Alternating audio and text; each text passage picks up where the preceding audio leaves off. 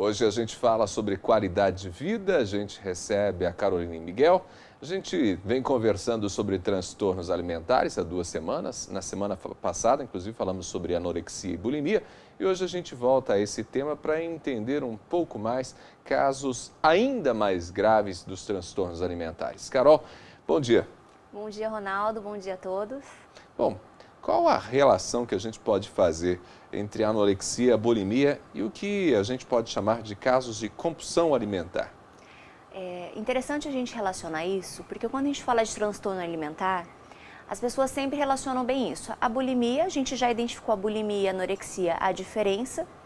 E como a gente falou no início, existe um extremo muito grande entre o transtorno alimentar, ou seja, nós temos aqueles transtornos que são caracterizados como doenças, né?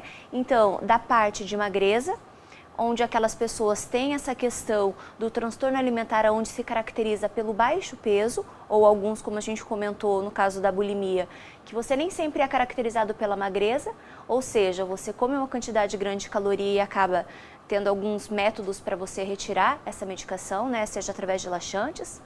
Mas a gente tem o outro extremo, que também é um transtorno alimentar. Então, eles estão dentro da mesma classe, mas são extremos. Por quê? A compulsão alimentar, eu acredito que muitos vão se identificar com isso, porque é a quantidade, aquela pessoa que ela vai ter compulsão, a compulsão alimentar, ela vai ter períodos durante o dia, onde ela vai ingerir uma quantidade muito grande de caloria. Ela tem uma necessidade imensa de se alimentar. Ela precisa estar comendo o tempo todo? Ela precisa estar comendo, não precisa necessariamente estar comendo o tempo todo, mas ela tem períodos em que a quantidade que ela come é excessiva. O que seria isso? Normalmente, para um adulto, uma ingestão calórica gira em torno, média, tá, Ronaldo, de 2.000 calorias. A pessoa que tem compulsão alimentar, ela pode se alimentar bem durante o dia, e na maioria das vezes à noite, chegando em casa, ela pode ingerir em 10 minutinhos cerca de 15.000 calorias. Como assim? 15.000 calorias em 10 minutos? E você acha que ela nota isso? Nem sempre. É tanta vontade de comer, ela nem consegue identificar. Tem casos, até inclusive, que come alimentos crus, congelados. O salgado com doce, com leite condensado, coloca. Então, assim, não tem noção da quantidade de caloria. Então, a compulsão alimentar, ela é um transtorno caracterizado, sim, por períodos onde você tem um consumo de caloria com pequeno tempo e muitas calorias. Então quer dizer que eu tenho alguém na minha família que come bastante. Mas é que ontem o meu pai comeu 4 pratadas de feijoada. Ele tem compulsão alimentar? Não. Não necessariamente. Exatamente. Não é aqueles dias esporádicos que as pessoas têm aqueles desvios, aqueles deslizes. São questões assim, 2, 3, 4 vezes você tem uma rotina, você está vendo que aquela coisa já está crônica, né? Você já tem esse hábito. Está se tornando um hábito, né? Perfeito. E aí você tem esses momentos onde tem esse deslize, onde há uma ingestão muito grande de caloria, e aí isso vai se tornando exatamente isso, um hábito. E geralmente o que motiva esse comportamento compulsivo para se consumir tantos alimentos, Carol? O problema dessas doenças do transtorno alimentar é que ela está muito ligada com tudo que o mundo nos traz hoje, né? Nós discutimos já a anorexia, a bulimia, a questão da moda, essa questão da beleza, né? A questão do jejum. A compulsão, ela está mais ligada ao estresse, ela está mais ligada à ansiedade, ela está ligada a fatores genéticos, talvez relacionados à obesidade, ela está ligada também ao fator cultural, de como lida o estresse, né? Tem questões de culturas um pouquinho mais que pressionam e pessoas que não sabem lidar diretamente com a frustração, né? Então, isso é uma forma de prazer. A pessoa às vezes passa um dia todo bastante tenso, com diferentes coisas para resolver, e aí quando chega em casa, desconta na comida. Desconta. Você quer ver 2 características de quem tem a compulsão alimentar? Normalmente são... A outra característica importante, não tem distinção de sexo, diferente das outras, tanto os homens quanto mulheres. Tanto homens quanto mulheres podem ter compulsão alimentar. Então, assim, percentual iguais, tá? A diferença é que mulheres vão procurar mais por quê? Por uma questão de estética, sim, então tá incomodando, né? Então, ela vai estar relacionada mais a pessoas frustradas mediante um objetivo no trabalho, né? Ou donas de casa que estão mais frustradas em relação à questão do casamento, né? São essas duas características muito semelhantes que a gente observa. Ela está em casa, às vezes não está bem com o momento que está vivendo e acaba também descontando na comida. Também, são dois momentos da vida diferentes, né? A gente vê num trabalho, que chega em casa a gente acaba tendo essa compulsão, ou mesmo dentro de casa. Então, são dois momentos distintos que a gente precisa ter esse cuidado. Só para a gente concluir a conversa, Carol, nesses casos a pessoa precisa de ajuda psicológica, remédio, o que ela faz? Então, assim, vamos pensar que transtorno alimentar é difícil a cura, mas tem o tratamento, tá? Como sempre a gente fala, equipe multiprofissional.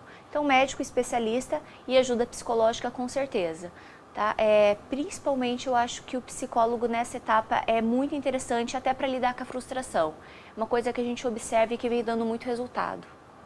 Caroline, muito obrigado mais uma vez. Valeu, até a semana que vem. Obrigada, Ronaldo. Até semana que vem. Nós conversamos com Caroline Miguel e a gente segue por aqui com as informações do Ponto com News. Ângela. Agora você acompanha a coluna Pensando na Vida. Aí na coluna Pensando na Vida, o pastor Paulo Gessé traz para você informações para você refletir, para colocar em prática no seu dia a dia.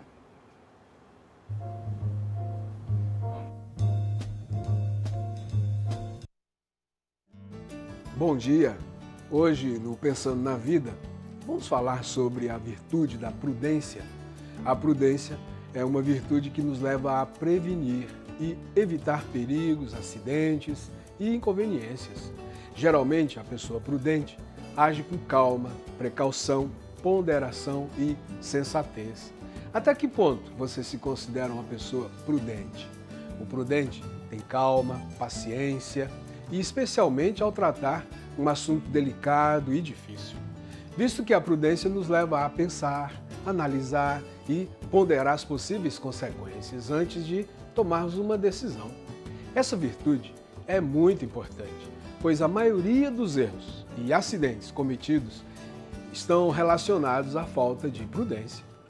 E isso tem sido a causa de graves acidentes e muitas perdas. Além disso, no impulso da emoção, muitas decisões são tomadas sem a devida ponderação. A pessoa prudente tem sabedoria em ouvir e analisar todos os aspectos antes de uma tomada de decisão. Quando agimos assim, vamos evitar rompimentos, intrigas, negócios errados, angústias, sofrimentos e perdas. Um exemplo de prudência foi Davi. Reconhecido como herói da nação de Israel no confronto com Golias e vitórias nas muitas batalhas. Posteriormente, ele foi considerado o melhor rei de Israel. Sobre ele o profeta disse: "E Davi se conduzia com prudência em todos os seus caminhos, e o Senhor era com ele." 1 Samuel 18:14. Portanto, com a ajuda e a graça de Deus, sejamos prudentes. Deus te abençoe. Com essas palavras, o pastor Paulo Gessé, nos deixa aí uma reflexão para a gente colocar em prática, começando pelo dia de hoje. E nós ficamos por aqui, agradecemos a sua companhia. Esperamos você amanhã, a partir das 7 horas, aqui na TV Maringá. Até lá! Ponto com News. Oferecimento Executivier Táxi Aéreo. A qualquer hora, em qualquer lugar. Agora você fica informado em tempo real. Paranaportal.com.br.